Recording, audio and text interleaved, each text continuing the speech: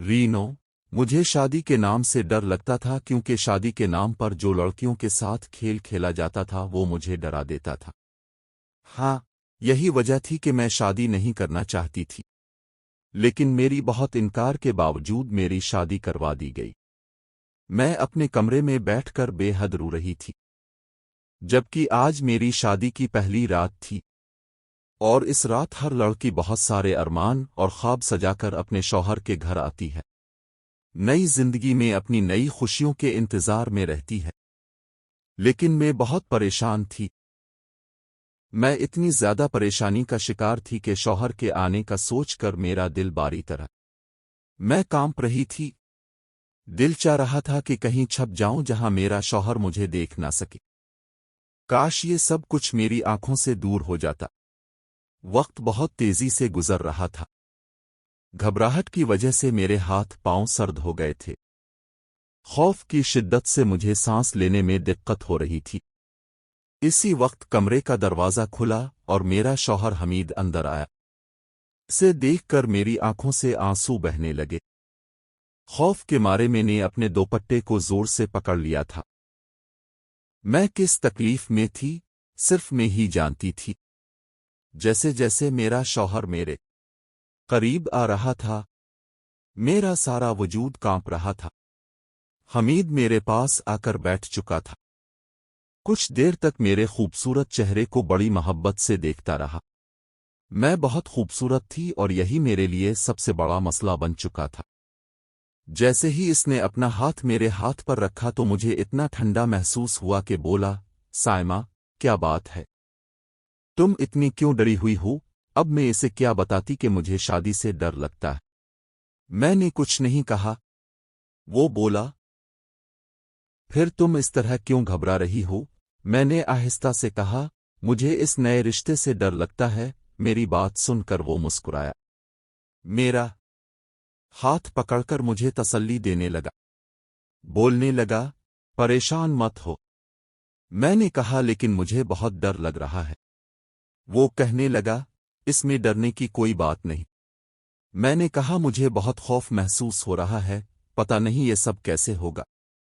वो कहने लगा, देखो, इसका एक ही हल है। उसने मेरा हाथ पकड़कर मुझे तसल्ली दी और फिर उठकर खड़ा हो गया। अलमारी के पास गया, अलमारी खोली, इसमें से एक दवा निकालकर मुझे देने लगा। साथ में पानी का गिलास भी दिया। कहने लगा, ये गोली खा लो। मैंने पूछा, ये दवा कौन सी है? हमीद बोले, तुम्हारी सब परेशानियों का हल इसी गोली में है। हमीद की बात में समझ नहीं पा रही थी। मैं सोचने लगी, आखिर मेरी परेशानियों का हल ये गोली कैसे हो सकती है? मेरा डर इस हद तक था कि मैं कुछ भी करने को तैयार थी। और जब हमीद ने यकीन दिलाया कि ये गोली लेने के बाद तुम्हारा सारा डर खत्म हो जाएगा, तो मैंने वो गोली खा ली। हमीद मेरे करीब आया। उसने मेरे दोनों हाथ पकड़े और अपने होंठों पर लगा दिए। मुझसे मोहब्बत का इजहार करने लगा। लेकिन मैं तो ऐसी थी जैसे मेरे जिस्म से जान निकल गई हो। आहिस्ता आहिस्ता हमीद ने मुझे अपनी बाहों के घेरे में ले लिया। लगी हुई थी और मैं डर की वजह से खुद इसे आजाद करवाने लगी थी। लेकिन फिर मैंने महसूस किया कि जैसे मेरी आंखों में सुकून आना शुरू हो गया था। आहिस्ता आहिस्ता मैं नींद की गोद में जाने लगी। मैं चाहकर भी अपने आप को आजाद नहीं कर पा रही थी। कुछ ही देर गुजरी थी कि मैं गहरी नींद में चली गई थी। मेरी शादी से कुछ दिन पहले मेरी तमाम दोस्त जो पहले से शादीशुदा थीं, मुझे लेकर बैठ गईं। उन्होंने कहा कि कुछ दिनों बाद तुम्हारी शादी होने वाली है, इसलिए जरूरी है कि तुम हमसे इस रिश्ते के बारे में कुछ मालूम करो। मैं शादी के रिश्ते से बिल्कुल मुझे कुछ पता नहीं था।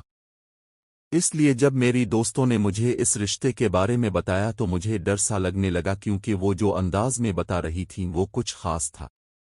वो कहने लगे कि शौहर अपनी बीवी पर शादी की पहली रात बिल्कुल भी रहम नहीं करता, और तुम तो खुश हो क्योंकि तुम बहुत खूबसूरत हो। तुम्हें देखकर तुम्हारा शौहर क्या कुछ करेगा, खुदा ही जाने। उनकी बातें सुनकर मेरा दिल धड़कने लगा। ان کی باتوں نے میرا دماغ اور ہوش دونوں اڑا دیے تھے۔ شادی کی رات کا جو منظر میری دوستوں نے بتایا تھا، مجھے اس سے ڈر لگ رہا تھا۔ جیسے جیسے میری شادی کا دن قریب آ رہا تھا، میرا دل چاہ رہا تھا کہ کہیں چھپ جاؤں۔ اس لیے شادی کی رات جب میرا شوہر آیا تو میں بہت ڈری ہوئی تھی۔ مجھے معلوم نہیں تھا کہ وہ میرے ساتھ کیا کرے گا، لیکن حمید نے میری بات سن کر مجھے سمجھانے کی بہت کوشش کی۔ شاید اس نے مجھے نیند کی گولی دی تھی، جو کھانے کے کچھ دیر بعد میں سو گئی تھی۔ مجھے اپنی شادی کی رات بالکل یاد نہیں تھی۔ ہاں، اتنا احساس تھا کہ میرا شوہر مجھ سے اپنا حق لے چکا تھا۔ میں صبح جب میں الفاٹے تو میرا پورا جسم درد سے تڑپ رہا تھا۔ جب میں نے اپنی پوزیشن بدلی تو میری کمر سے درد نکل رہا تھا۔ میں درد سے رونے لگی۔ میرے ساتھ لیٹا ہوا میرا شوہر فوراً اٹھ کر بیٹھ گیا اور پوچھنے لگا کیا ہوا۔ میں نے کہا پتہ نہیں، میرا جسم مکمل طور پر بھاری محسوس ہو رہا ہے اور مجھے ہر جگہ درد ہو رہا ہے۔ یاد کرنے کے باوجود مجھے وہ رات بالکل یاد نہیں آ رہی تھی۔ مجھے سمجھ نہیں آ رہا تھا۔ میں نے اپنے چکر آتے سر کو پکڑا اور پھر اپنی درد کرتی کمر کو۔ میں نے بیڈ پر نظر ڈالی تو میرے ہاتھ میں پہنی ہوئی کچی ہوئی کانچ کی چوڑیاں بکھری ہوئی تھیں۔ میرے بال کھلے ہوئی تھی۔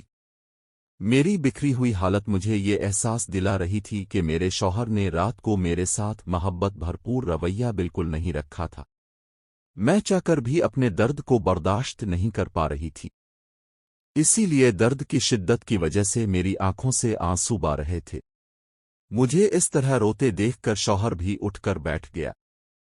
کہنے لگا، دیکھو یہ سب تو ہوتا ہی ہے، تمہیں خود کو اس بات کا عادی بنا لینا چاہیے، اور ویسے بھی شادی کی پہلی رات تمہیں زیادہ محسوس ہوگا، لیکن آہستہ آہستہ تمہیں اس بات کی عادت ہو جائے گی، اور پھر جب بیوی اگر کوئی خوبصورت ہو تو انسان اپنے جذبات پر کیسے قابو پا سکتا ہے۔ تم رات کو بہت ڈری ہوئی تھی۔ مجھے لگا اگر میں نے تمہیں دوا نہ دی تو تم مجھے اپنے قریب آنے ہی نہیں دو گی، اور میں اپنی یہ رات برباد نہیں کرنا چاہتا تھا۔ یہ کہہ کر وہ اٹھ کے باتھ روم چلا گیا، لیکن مجھے اپنا جسم اتنا طاقتور نہیں لگا کہ میں اٹھ کر کھڑی ہو جاتی۔ حمید گھر میں اکیلا رہتا تھا۔ اس کے ماں باپ زندہ نہیں تھے۔ شروع میں میرے ماں باپ اس رشتے پر راضی نہیں تھے۔ انہوں نے کہا لڑکا اکیلا ہے، ہمیں ایسے رشتے پسند نہیں۔ لیکن پھر میری ماں نے کہا لڑکا اچھا ہے، کافی کماتا ہے، اپنا گھر ہے۔ اب اگر اس کے ماں باپ زندہ نہیں ہیں تو اس لڑکے کا کیا قصور ہے؟ تم نے اچھی طرح چھان بین کی ہے، اس رشتے میں کسی نے کوئی برا بات یا کمی نہیں نکالی۔ اچھا ہے میری بیٹی پر سسرال کا بوجھ نہیں ہوگا۔ میں نہیں جانتی تھی کہ شادی کی رات میری حالت ایسی ہو جائے گی کہ میں کھڑی بھی نہیں ہو سکوں گی۔ حمید نہا کر باہر آیا تو مجھ سے کہنے لگا، دیکھو میرے گھر میں تمہاری خدمت کرنے کے لیے فی الحال کوئی